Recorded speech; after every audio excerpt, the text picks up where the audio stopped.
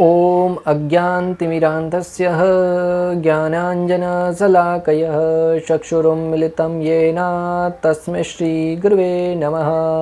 हरे कृष्णा। तो आज का हमारा विषय है शयन एकादशी, जिसे पद्मा एकादशी या देवचयनी एकादशी के नाम से भी जाना जाता है।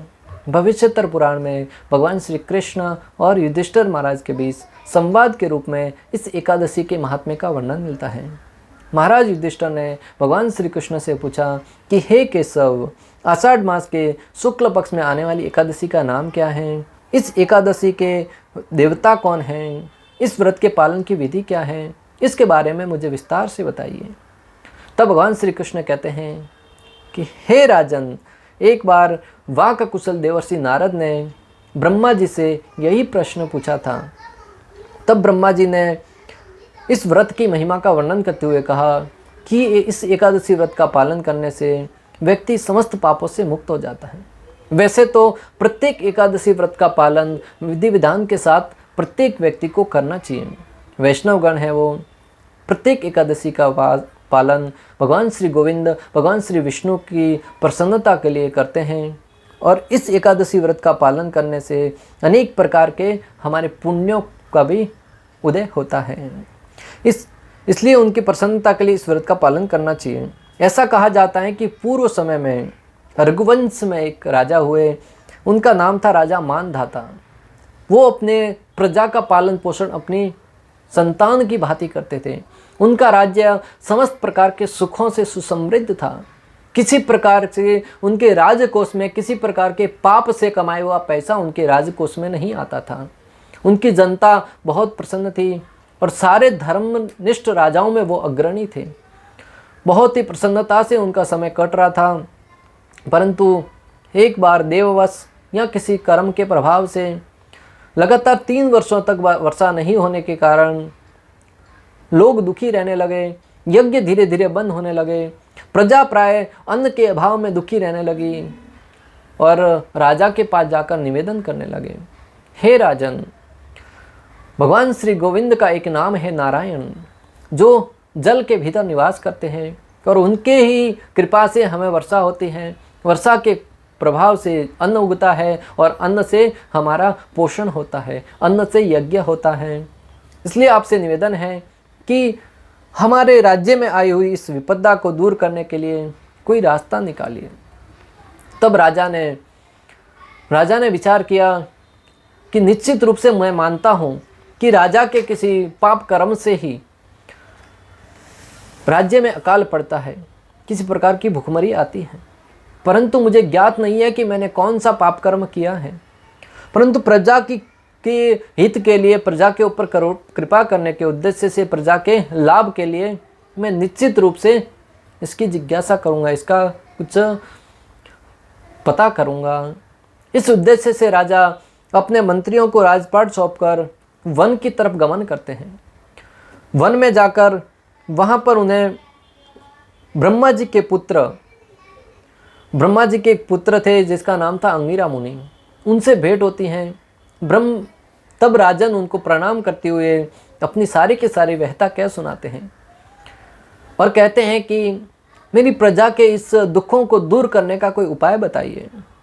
तब अंगिरा मुनि ने कहा कि ये जो युग चल रहा है वो सत्य युग है। सत्य युग में मात्र ब्राह्मणों को ही तपस्या करने का विधान है, और आपके राज्य में एक शूद्र है, वो तपस्या कर रहा है। इसलिए तुम उस शूद्र को मार कर इस पाप से मुक्त हो जाइए, जिससे तुम्हारे राज्य में पुनः खुशहाली लौट आएगी। राजा बहुत ही करुणामय थे, बहुत ही दयावान थे। राजा ने निवेदन किया कि हे ब्राह्मण श्रेष्ठ, एक व्यक्ति तपस्या कर रहा है, उसको मैं कैसे मार सकता हूँ, भले वो शूद्र ही क्यों ना हो। इसलिए मुझे कोई और उपाय बताइए। तब अंगिरा मुनि ने राजा को संबोधित करते हुए कहा कि आषाढ़ मास के शुक्ल पक्ष में आने वाली जो एकादशी है, उस एकादशी को शयन एकादशी कहा जाता है, और इस एकादशी व्रत का पालन करने से, और तुम्हारे राज्य के प्रत्येक नागरिक को इस एकादशी व्रत का पालन करना चाहिए, और इस एकादशी के फल के प्रभाव से भगवान गोविंद प्रसन्न होंगे और निश्चित रूप से वर्षा होगी और तुम्हें पुनः खुशहाली लौट आएगी। ऋषिवर के कहे अनुसार राजा ने ऐसा ही किया और सारे के सारे नागरिकों ने इस एकादशी व्रत का पालन किया और इस एकादशी व्रत के पालन के प्रभाव से वर्षा हुई और वर्षा सारे के सारे राज्य में सुख समृद्धि, सारी प्रजा प्रसन्न हो गई, सुख समृद्धि सा गई और सारी राजा और प्रजा है वो प्रसन्न हो गए। इस व्रत के पालन से भगवान ऋषिकेश प्रसन्न होते हैं और व्रत करने वाले के कथन अथवा श्रवण करने से सभी पाप नष्ट हो जाते हैं। इस एकादशी व्रत को विष्णु शयन एकादशी भी कहते हैं। भगवान श्री विष्णु की प्रसन्नता के लिए वैष्णव जन इस व्रत का पालन विधि विधान के साथ करते हैं और इस एकादशी से ही चातुर्मास का प्रारंभ भी होता है, जिसमें भगवान श्री गोविंद है वो शयन करते हैं। इस काल से उनके उठने तक 4 महीने उनके गुणों का श्रवण कीर्तन करके वैष्णव इस व्रत का पालन करते हैं। आगे युधिष्ठिर महाराज भगवान श्री कृष्ण से पूछते हैं कि भगवान किस प्रकार इस विष्णु शयन व्रत का अर्थात चातुर्मास का पालन करना चाहिए, कृपया इस बारे में विस्तार से वर्णन कीजिए।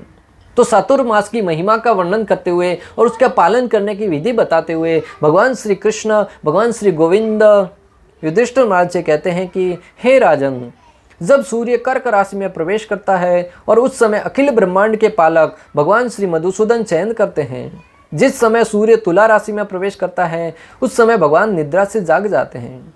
शयन एकादशी से चातुर्मास प्रारंभ होता है। हे युधिष्ठिर महाराज, प्रातः उठकर स्नान के पश्चात भगवान श्री विष्णु को पीताम्बर पहनाना चाहिए। भगवान के लिए सफ़ेद चादर का बिछाना लगाना चाहिए। भगवान को पंचामृत का अभिषेक करके उन्हें पोंछकर चंदन का लेप लगाना चाहिए। धूप दीप फूल अर्पण करके उनकी पूजा करनी चाहिए और उन्हें सुलाना चाहिए।